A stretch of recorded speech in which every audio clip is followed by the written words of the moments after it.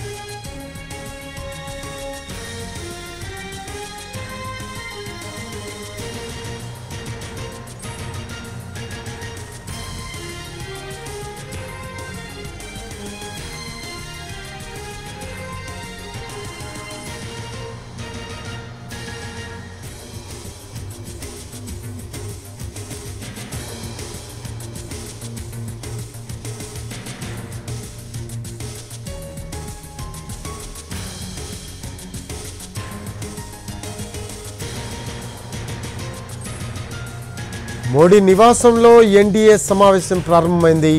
ఒక్కొక్కరుగా నేతలు చేరుకుంటున్నారు. ఎన్డీఏ సమావేశానికి చంద్రబాబు, నితీష్ కుమార్ బయలుదేరారు.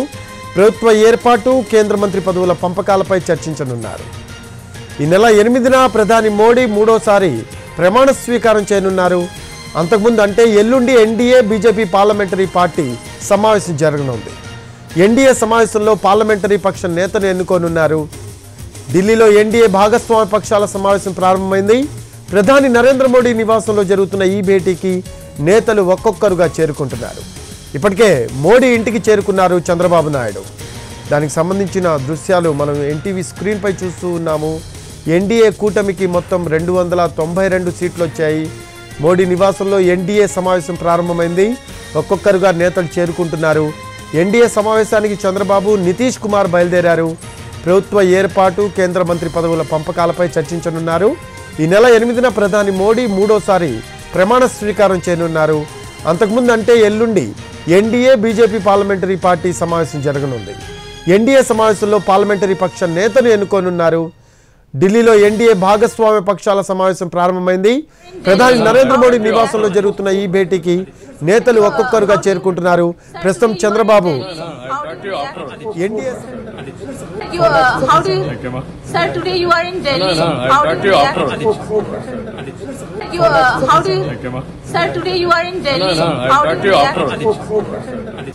మోడీ నివాసంలో ఎన్డీఏ సమావేశం ప్రారంభమైంది. ఒక్కొక్కరుగా నేతలు చేరుకుంటున్నారు. ఇప్పటికే అమిత్ షా, గడ్కరీ, రాజ్నాథ్ సింగ్ ప్రధాని నివాసానికి చేరుకున్నారు. అలాగే చంద్రబాబు నాయుడు కూడా చేరుకున్నారు. ఎన్డీఏ సమావేశానికి నితీష్ కుమార్ బయలుదేరారు. ప్రభుత్వ ఏర్పాటు, కేంద్ర మంత్రి పదవుల పంపకాలపై చర్చించనున్నారు. ఇక ఈ నెల 8న ప్రధాని మోడీ మూడోసారి ప్రమాణ స్వీకారం చేయనున్నారు.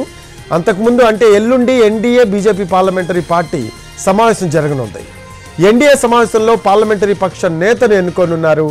ఢిల్లీలో ఎన్డీఏ భాగస్వామ్య పక్షాల సమావేశం ప్రారంభమైంది. ప్రధాని నరేంద్ర మోడీ నివాసంలో జరుగుతున్న ఈ భేటీకి నేతలు ఒక్కొక్కరిగా చేరుకుంటున్నారు. ఎన్నికల తర్వాత జరుగుతున్న తొలి ఎన్డీఏ సమావేశం ఇది. ఎన్డీఏ కూటమికి ఎన్నికల్లో 292 సీట్లు వచ్చాయి. మోడీ నివాసంలో ఎన్డీఏ సమావేశం ప్రారంభమైంది.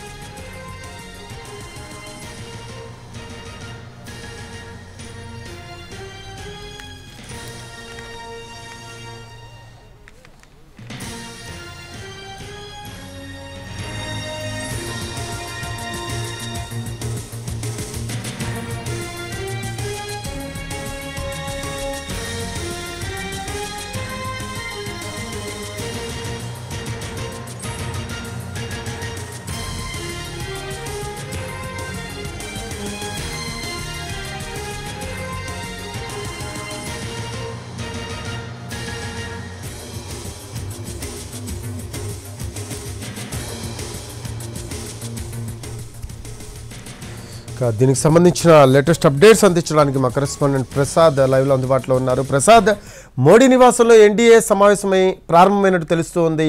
చంద్రబాబు, నితీష్ కుమార్, అలాగే అమిత్ షా, గడ్కరీ వీళ్ళందరూ కూడా సమావేశానికి హాజరైనట్టు మనకి సమాచారం అందుతూ ఉంది. దీనికి సంబంధించిన లేటెస్ట్ అప్డేట్స్ ఏంటి ప్రసాద్?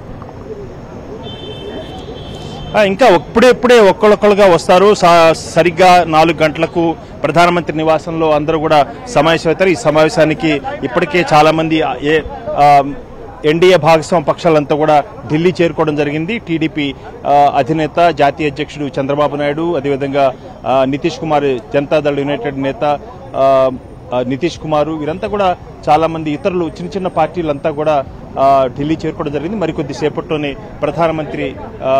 ఆపద్ధర్మ ప్రధానమంత్రి నరేంద్ర మోడీ అధికార నివాసానికి చేరుకుని అక్కడ జరగబోతున్నటువంటి ఈ ఎన్డీఏ సమావేశంలో పాల్గొంటారు. ప్రధానంగా ఈ సమావేశంలో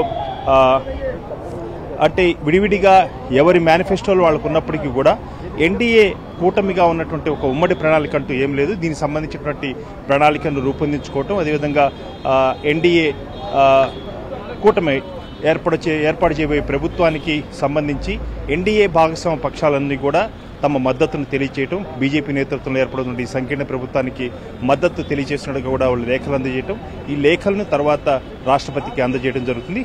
దాంతోపాటు ఇతర ఎన్డీఏ భాగస్వామ్య పక్షాల యొక్క అభిప్రాయాలను కూడా పరిగణలో తీసుకుని ఒక ఉమ్మడి ప్రణాళికను రూపొందించుకోవటం, అదేవిధంగా ఎన్డీఏ భాగస్వామ్య పక్షాల యొక్క అభిప్రాయాన్ని, అభిమతాన్ని కూడా ప్రభుత్వ పరంగా అధికారాన్ని ఏ రకంగా పంచుకోవాలి, ఇతరత్ర శాఖల యొక్క కేటాయింపులకు సంబంధించి కూడా స్థూలంగా చర్చించేందుకు అవకాశం ఉన్నట్టుగా తెలుస్తుంది.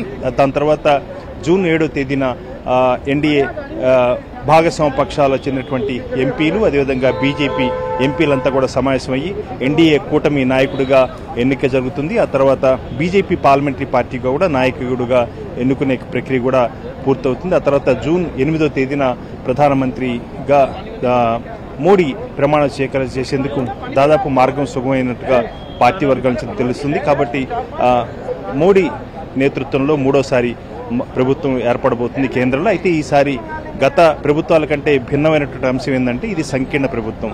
భాగస్వామ్య పక్షాల అండదండలతో మరీ ముఖ్యంగా 2 కీలకమైనటువంటి పార్టీలు, ఒకటి తెలుగుదేశం పార్టీ, మరొకటి జనతాదళ్ యునైటెడ్ పార్టీ. నితీష్ కుమార్ నేతృత్వంలో ఉన్నటువంటి ఈ పార్టీ 12 లోక్సభ స్థానాలతో అత్యధికంగా ఉన్నటువంటి ఎంపీలు ఉన్నటువంటి 2 పార్టీలు. టీడీపీ 16 స్థానాలు, అదేవిధంగా 16 ఎంపీలు. జనతాదళ్ యునైటెడ్ పార్టీ 12 లోక్సభ సభ్యులతో ఉన్నటువంటి ఈ 2 పార్టీల ప్రధానమైనటువంటి భాగస్వామ్య పక్షాలు ప్రధానమైనటువంటి కీలకమైనటువంటి మద్దతు ఇచ్చే పార్టీలుగా ఉన్నాయి. ఈ 2 పార్టీలతో పాటు ఇతరతర చిన్న పార్టీలు అన్ని కలుపుకొని మొత్తం 292 లోక్సభ సభ్యుల బలంతో కూటమిగా ఉన్నటువంటి ఎన్డీఏ కూటమిని ప్రభుత్వం ఏర్పాటు చేసేందుకు రాష్ట్రపతి ఆహ్వానించేందుకు అవకాశం ఉంది.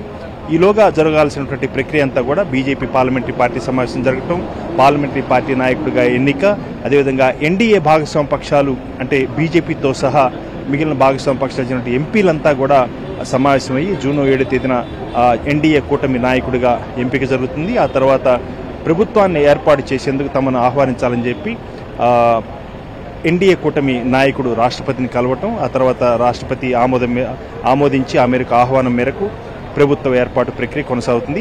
జూన్ 8వ తేదీన రాత్రి 8 గంటలకు బీజేపీ వర్గాలతో అందుతున్న సమాచారాన్ని బట్టి 3వసారి బీజేపీ నేతృత్వంలో ప్రభుత్వం ఏర్పాటు కాబోతుంది. ప్రస్తుతం ఉన్నటువంటి సమాచారం మేరకు రకంగా ఉంది. అజిత్ పవార్ లాంటి పార్టీలు కేవలం ఒక్కొక్క స్థానం ఉంది కాబట్టి హాజరు కావట్లేదని అంటున్నారు. ఇతరత్ర కారణాలు ఏమైనా ఉండొచ్చు, కానీ చిన్న పార్టీలతో కలిపి మొత్తంగా 292 లోక్సభ సభ్యులతో ఎన్డీఏ కూటమి ప్రభుత్వం ఏర్పాటు చేసేందుకు దాదాపు మార్గం సుగమైంది. అయితే ఈరోజు సాయంత్రం ఏఐసీసీ అధ్యక్షుడు మల్లికార్జున ఖర్గే నివాసంలో కూడా ఇండియా కూటమి చెందినటువంటి ప్రముఖ ముఖ్య నేతలంతా కూడా సమావేశమవుతున్నారు. ఈ సమావేశంలో కూడా ప్రభుత్వం ఏర్పాటు చేసేందుకున్నటువంటి అవకాశాలు, ఇతరత్ర పార్టీలను ఇండియా కూటమిలోకి ఆహ్వానించే అంశాన్ని, ఉన్నటువంటి అవకాశాలు ఏ రకంగా ఉన్నాయి, వీటన్నిటి కూడా చర్చించి ఇండియా కూటమి కూడా ఒక నిర్ణయం తీసుకునే అవకాశం ఉంది. ప్రధానంగా ఇండియా కూటమిలో బలమైనటువంటి పార్టీలుగా ఉంది. కాంగ్రెస్ పార్టీ 99 సభ్యులతో ఉంది. అదేవిధంగా తృణమూల్ కాంగ్రెస్ పార్టీ కూడా దాదాపు 30 లోక్సభ సభ్యులతో అది కూడా బలమైనటువంటి పార్టీగా ఉంది. ఈ రకంగా ఇండియా కూటమి చెందినటువంటి సమావేశం కూడా ఈరోజు జరగబోతుంది. సాయంత్రం 6 గంటలకు ఈ సమావేశంలో ఖచ్చితంగా ప్రభుత్వం ఏర్పాటు చేసేందుకున్నటువంటి అవకాశాన్ని చర్చించడం, ఆ తర్వాత నిర్ణయం తీసుకోవడం. ప్రస్తుతానికి మాత్రం ప్రధానమంత్రి నివాసం వద్ద ఉన్నాము. మరికొద్ది సేపట్లోని ఎన్డీఏ భాగస్వామ్య పక్ష నేతలంతా కూడా ఆపద్ధర్మ ప్రధానమంత్రి నరేంద్ర మోడీ అధికార నివాసంలో సమావేశమయ్యి ఎన్డీఏ కూటమి కొన్నటువంటి లక్ష్యాలు, ఉమ్మడి ప్రణాళిక, ఈ శాఖల కేటాయింపు లాంటి స్థూలంగా అన్ని అంశాలపై కూడా చర్చిస్తున్నారు. Thanks for updates Prasad. Right, అది మోడీ నివాసంలో ఎన్డీఏ సమావేశం ప్రారంభమైంది. ఈ సమావేశానికి చంద్రబాబు, నితీష్ కుమార్ హాజరయ్యారు. ప్రభుత్వ ఏర్పాటు, కేంద్ర మంత్రి పదవుల పంపకాలపై చర్చించనున్నారు నేతలు. ఈ నెల 8న ప్రధాని మోడీ మూడోసారి ప్రమాణ స్వీకారం చేయనున్నారు. అంతకుముందు అంటే ఎల్లుండి ఎన్డీఏ, బీజేపీ పార్లమెంటరీ పార్టీ సమావేశం జరగనుంది. ఎన్డీఏ సమావేశంలో పార్లమెంటరీ పక్షం నేతను ఎన్నుకోనున్నారు. ఢిల్లీలో ఎన్డీఏ భాగస్వామ్య పక్షాల సమావేశం ప్రారంభమైంది. ప్రధాని నరేంద్ర మోడీ నివాసంలో జరుగుతున్న ఈ భేటీకి నేతలు ఒక్కొక్కరిగా చేరుకుంటున్నారు.